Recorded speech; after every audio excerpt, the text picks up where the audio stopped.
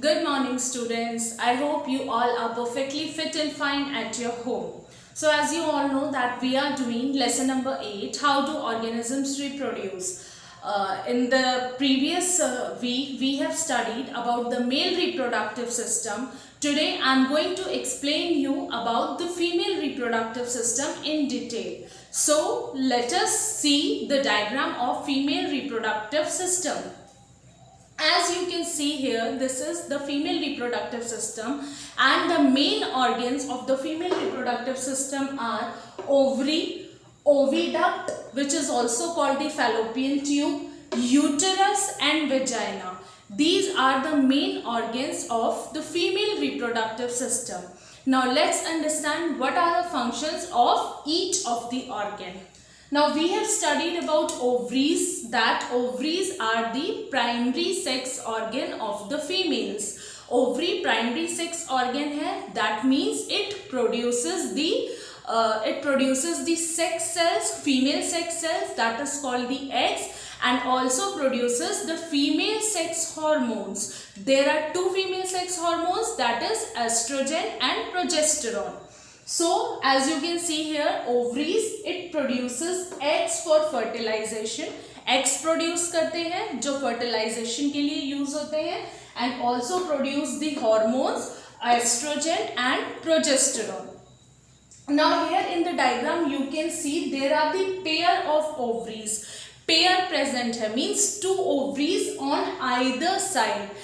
दोनों side present है in the abdominal cavity of the female. Female का जो abdominal cavity means abdomen है, उसमें दोनों side left और right side two ovaries present है. Now as I have explained that these ovaries produces the sex cells, that is the eggs.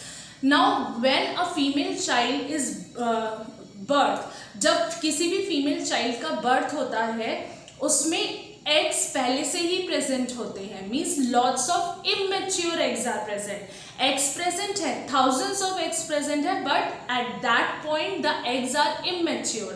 जब birth होता है female का, girl child का, तो immature eggs present होते हैं, and eggs start maturing at the onset of puberty. जैसे ही puberty की age attain होती है girls में, eggs start होते हैं mature होना. And every month one of the ovary produces one egg and releases it in the oviduct. Again I am explaining, जैसे कि मैंने आपको बताया ovary sex cells produce करती है, means egg produce करती है. बहुत सारे eggs females में already present होते हैं from the birth, but उस time eggs immature होते हैं. Mature होना कब start करते हैं eggs? When the female attain the age of puberty, means at the onset of puberty. Puberty की age females में क्या होती है? 10 to 12 years. Means they become reproductively active at that stage. Reproductively mature हो जाती हैं females. अब eggs develop होना start होते हैं, mature होना start करते हैं, and after every 28 days, normally in a month और exact अगर हम बात करें तो after every 28 days one of the ovary, दोनों में से कोई भी एक ovary एक egg release करती है जो कि यहाँ oviduct और fallopian tube में आता है. I think ovary का function clear है. Now the next structure is the oviduct और fallopian tube. अब मैंने आपको बताया कोई भी ओवरी ने जब एग जो मैच्योर हुआ उसको रिलीज किया तो यहाँ पर आ गया ओविडक्ट और फैलोपियन ट्यूब में. ये ट्यूब लाइक स्ट्रक्चर है, इसको ओविडक्ट और फैलोपियन ट्यूब दोनों में से कुछ भी कह सकते हैं. And this is the site of fertilization. इसको साइट ऑफ फर्टिलाइजेशन भी कहते हैं. मीन्स जो स्पर्म मेल की बॉडी से फीमेल की बॉडी में एंटर करता है वो भी यहाँ फैलोपियन ट्यूब में आता है थ्रू दी वेजाइना. वेजाइना से स्पर्म एंटर करता है तो मेल स्पर्म भी यहाँ प्रेजेंट है और फीमेल ने जो एग रिलीज किया है, ओवरी ने जो एग रिलीज किया है वो भी यहाँ आता है. And when they both fuses with each other zygote develop होना स्टार्ट करता है. So you can see here fallopian tubes. It is a place where ova meets the sperm to fuse together and forms the zygote. ये इस place में ये fallopian tube है जहां पर फर्टिलाइजेशन होता है, तो हम इसे साइट ऑफ फर्टिलाइजेशन भी कह सकते हैं। यहाँ पर फर्टिलाइजेशन होता है क्योंकि जो ओवरी एग रिलीज कर रही है वो भी यहाँ पर आ रहा है, और स्पर्म जो वेजाइना से एंटर होता है, मेल स्पर्म, वो भी यहाँ फैलोपियन ट्यूब में आता है। तो जब एग और स्पर्म मीट करते हैं तो फर्टिलाइजेशन होता है and they form the zygote. Now next structure you can see is the uterus. ये bag like structure है. Uterus is a bag like structure where growth and development of fertilized egg into a baby takes place. अब यहाँ पे fertilization हो गया oviduct में। Fertilisation होने के बाद जो फर्टिलाइज्ड एग है वो यहाँ यूटेरस में डेवलप होता है।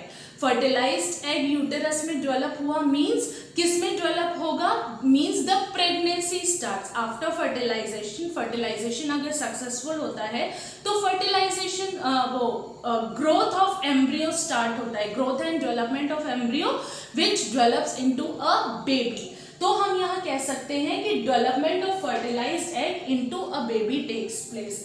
फर्टिलाइजेशन हुआ और यहाँ पर ये हम आगे डिस्कस करेंगे डिटेल में। यूटेरस में यहाँ प्लेसेंटा होता है जो न्यूट्रिशन प्रोवाइड करता है, क्योंकि यहाँ यूटेरस में इम्प्लांट हो जाता है ज़ाइगोट, अगर एम्ब्रियो इम्प्लांट हो जाता है और उसकी ग्रोथ होनी स्टार्ट होती है जो कि बेबी भी डेवलप होता है।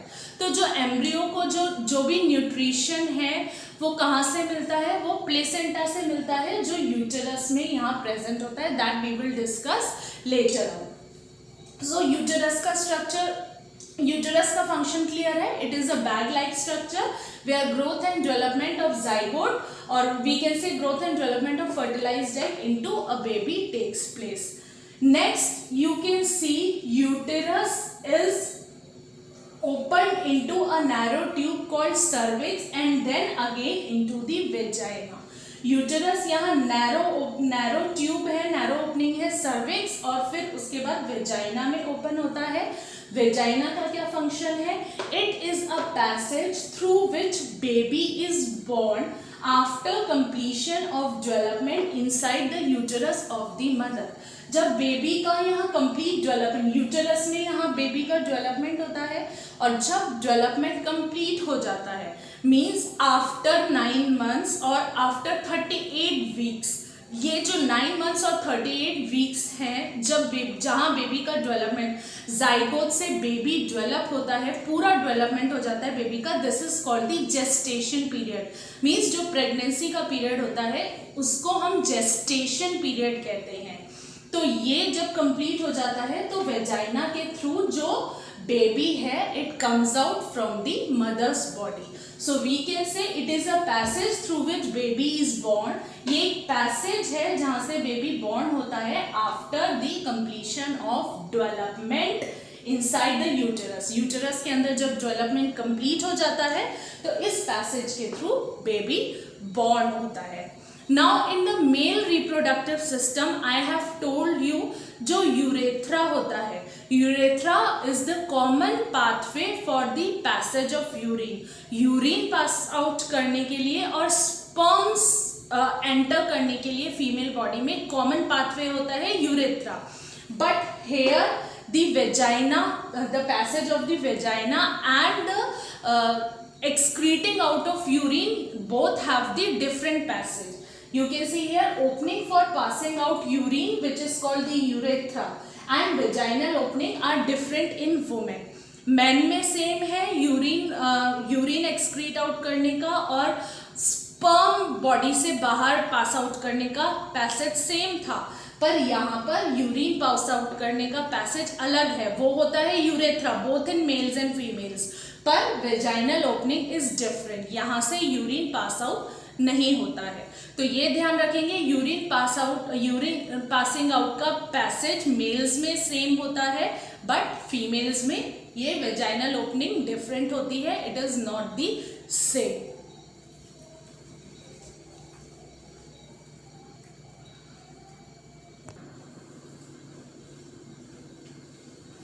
Now we have understood the structure of the female reproductive system.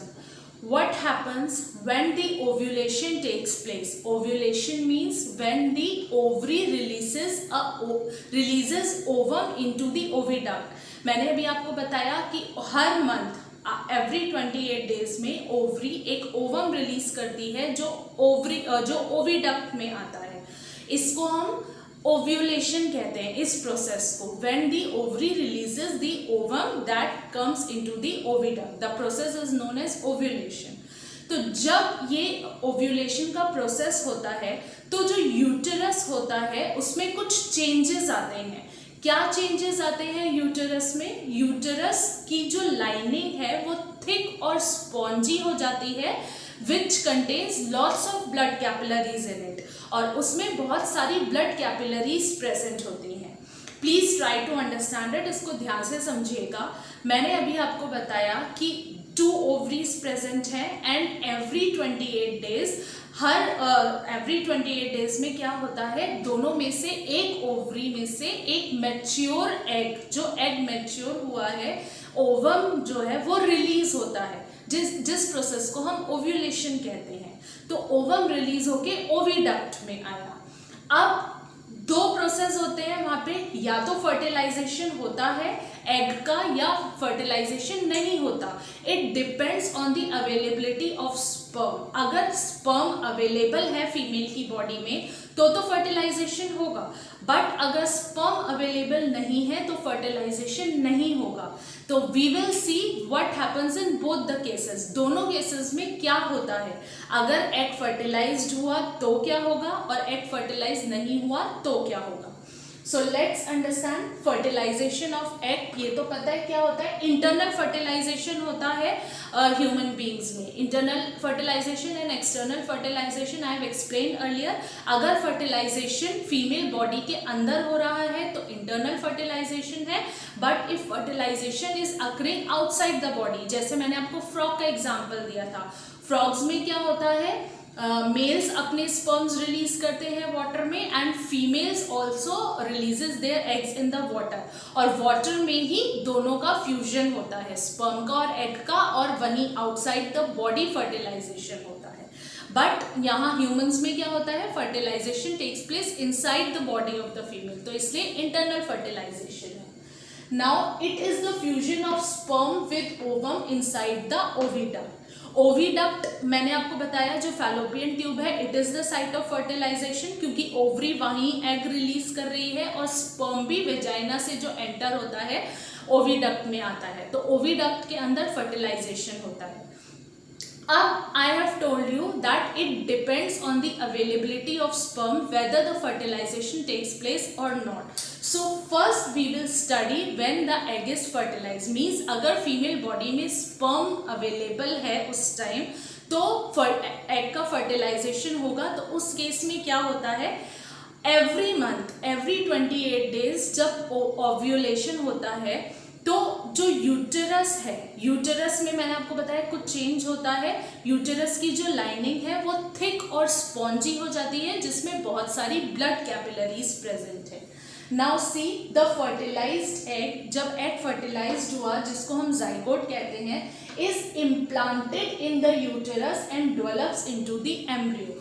Oviduct में फर्टिलाइजेशन हो गया. फर्टिलाइजेशन का प्रोडक्ट जाइगोट है. जाइगोट क्या होता है, जाइगोट ग्रो करके एम्ब्रियो में डेवलप होता है और एम्ब्रियो यूटेरस में आके इम्प्लांट हो जाता है. तो इम्प्लांटेशन क्या हुआ, embedding of the embryo into the wall of the uterus. Means uterus की वॉल में एक तरीके से जो एम्ब्रियो है वो आके चिपक गया, एम्बेडेड हो गया. इस प्रोसेस को हम इम्प्लांटेशन कहते हैं. Next, the embryo gets nutrition from the mother's blood through the special tissue called placenta. अब जो मैंने आपको ये बताया कि जो यूटेरस की लाइनिंग है वो थिक और स्पॉन्जी हो जाती है, जिसमें बहुत सारी ब्लड कैपिलरीज प्रेजेंट हैं, तो वहीं पर एक स्पेशल टिश्यू प्रेजेंट होता है जिसको हम प्लेसेंटा कहते हैं। अब यूटेरस में ही एम्ब्रियो भी आके अटैच है, तो ये एम्ब्रियो प्लेसेंटा से अटैच होता है through the umbilical cord. Umbilical cord है जो बेबी और मदर को अटैच करती है, ज्वाइन करती है। तो ये जो अम्बिलिकल कॉर्ड है ये प्लेसेंटा से, मदर की बॉडी में प्लेसेंटा से अटैच होके एम्ब्रियो से अटैच होती है। तो जो भी न्यूट्रिशन है, रेस्पिरेशन है, एक्सक्रीशन का जो एक्सचेंज है मदर और फिटस के बीच, वो इस प्लेसेंटा के थ्रू होता है। तो एम्ब्रियो, ऐसा कहा जाता है ना ड्यूरिंग प्रेगनेंसी कि मदर अगर खाएगी तो बेबी का डेवलपमेंट अच्छा होगा, मीन्स बेबी को भी न्यूट्रिशन मिलेगा। तो बेबी तक जो न्यूट्रिशन पहुंचाता है वो ये स्पेशल टिश्यू पहुंचाता है प्लेसेंटा, जो मदर के यूटेरस की जो थिक लाइनिंग है उससे अटैच होता है through the umbilical cord to the embryo. Embryo और मदर के बीच का कनेक्शन है ये प्लेसेंटा। अब क्या होता है, अब एग फर्टिलाइज हो गया, एम्ब्रियो बन गया, एम्ब्रियो एम्बेडेड हो गया, मीन्स धीरे धीरे बेबी की ग्रोथ शुरू हो जाती है। अब एग फर्टिलाइज्ड हुआ है तो ऑब्वियसली रिप्रोडक्शन होगा। रिप्रोडक्शन में क्या होता है, एक production of a new individual. तो बेबी धीरे धीरे डेवलप करेगा। And in humans I have told earlier also that the baby gets fully matured in 9 months. 9 months में पूरा बेबी मैच्योर होता है, उसके ऑर्गन्स डेवलप होते हैं। अराउंड 38 वीक्स भी हम इसको कहते हैं। And this period is called the gestation period. The time period from fertilization up to the birth of the baby is called gestation period, which is about the 9 months. तो ये एक case हो गया when egg gets fertilized। जब egg fertilised हो गया means जब sperm available था फीमेल की बॉडी में, तो फर्टिलाइजेशन का प्रोसेस हो गया, जाइगोट बना, जाइगोट डेवलप हुआ एम्ब्रियो में, एम्ब्रियो इम्प्लांट होता है यूटेरस में आके, और यूटेरस की जो लाइनिंग है वो थिक और स्पॉन्जी हो जाती है, जिससे जिसमें प्लेसेंटा प्रेजेंट है। प्लेसेंटा क्या करता है, एम्ब्रियो को मदर्स की बॉडी से न्यूट्रिशन, रेस्पिरेशन, एक्सक्रीशन का एक्सचेंज करता है। तो आई होप यहाँ तक क्लियर है when the egg is fertilised. अब हम आ जाते हैं, अगर फीमेल की बॉडी में एग स्पर्म प्रेजेंट नहीं है, मेल स्पर्म प्रेजेंट नहीं है, तो ऑब्वियसली फर्टिलाइजेशन नहीं होगा, क्योंकि फर्टिलाइजेशन तभी होता है जब egg meets with the sperm. अब स्पर्म नहीं है तो फर्टिलाइजेशन नहीं होगा, तो उस केस में ओवरी तो हर मंथ एग रिलीज करेगी, ओव्यूलेशन का प्रोसेस होगा और यूटेरस की जो लाइनिंग है वो थिक हो जाएगी। हर मंथ ये प्रोसेस होता है ओव्यूलेशन का। Ovulation means one of the ovary releases the egg into the oviduct. Oviduct में एक egg या ovum रिलीज करती है और यूटेरस की लाइनिंग जो है वो थिक और स्पॉन्जी हो जाती है, जिसमें बहुत सारी ब्लड कैपिलरीज हैं। ये आपका हर 28 डेज का प्रोसेस है। अब फर्टिलाइजेशन हो गया तो एम्ब्रियो डेवलप हो जाता है, बेबी की डेवलपमेंट स्टार्ट होती है। अब जब मेल स्पर्म प्रेजेंट नहीं था फीमेल बॉडी में, तो फर्टिलाइजेशन नहीं हुआ, तो जो एग रिलीज हुआ है उसका क्या होगा। Now we will study this. Now uterus prepares itself every month to receive fertilised egg. ये मैंने बता दिया कि यूटेरस हर मंथ प्रिपेयर रहता है। कैसे प्रिपेयर रहता है, the lining of the uterus becomes thick and spongy required to support the embryo. Uterus हमेशा हर मंथ अपने आप को प्रिपेयर करता है, अपनी लाइनिंग थिक और स्पॉन्जी बनाता है ताकि वो न्यूट्रिशन प्रोवाइड कर सके एम्ब्रियो को। मीन्स हर मंथ वो एक्सपेक्ट करता है कि एक एग आएगा और फर्टिलाइजेशन का प्रोसेस होगा और एम्ब्रियो यूटेरस में आके इम्प्लांट होगा। पर अगर फीमेल बॉडी में स्पर्म प्रेजेंट नहीं है तो when fertilisation had not taken place, this lining is not needed any longer. ये जो यूटेरस की जो थिक लाइनिंग है इसकी जरूरत ही नहीं है, क्योंकि फर्टिलाइजेशन तो हुआ ही नहीं, मेल स्पर्म प्रेजेंट नहीं था। तो क्या होता है, ये जो थिक लाइन होती है ये रप्चर हो जाती है, मीन्स टूट जाती है, और उसमें जो ब्लड कैपिलरीज हैं वो ब्लड बहुत सारा ब्लड रिलीज करती है which comes out from the female's body through vagina, और जिसको हम मेंस्ट्रुएशन कहते हैं। See here, this lining breaks and comes out through vagina as blood and mucus। ये जो लाइनिंग है, क्योंकि इसमें ब्लड कैपिलरीज प्रेजेंट थी तो इसलिए ब्लड प्रेजेंट है इसमें, तो ये लाइनिंग ब्रेक हो जाती है और वेजाइना के थ्रू एज अ ब्लड और म्यूकस के फॉर्म में बाहर आ जाती है। This cycle takes around 28 days every month and called menstruation। Common language में हम इसे पीरियड्स कहते हैं। गर्ल्स में जो 28 डेज में पीरियड्स होते हैं, it is because of this, क्योंकि एग फर्टिलाइज नहीं होता है तो यूटरस की जो थिक लाइनिंग है उसकी कोई ज़रूरत नहीं होती है, तो वो रप्चर हो जाती है and in the form of blood बाहर आ जाती है वेजाइना के थ्रू, जिसको हम मेंस्ट्रुअल साइकिल भी कहते हैं। क्योंकि ये हर 28 मंथ्स में अपने आप को रिपीट कर रहा है मेंस्ट्रुएशन प्रोसेस, इसलिए इसको मेंस्ट्रुअल साइकिल भी कहा जाता है। तो I hope this is clear to you. हमने दोनों डिस्कस किए हैं पॉइंट्स। अगर एग फर्टिलाइज्ड होता है उस केस में क्या होगा, और एग फर्टिलाइज नहीं हुआ उस केस में क्या होगा। समझ नहीं आया है, if you have not got the point, then please do watch the video again, and still if you have doubt, then please contact me. So this is all for today's video. Thank you and have a very nice day.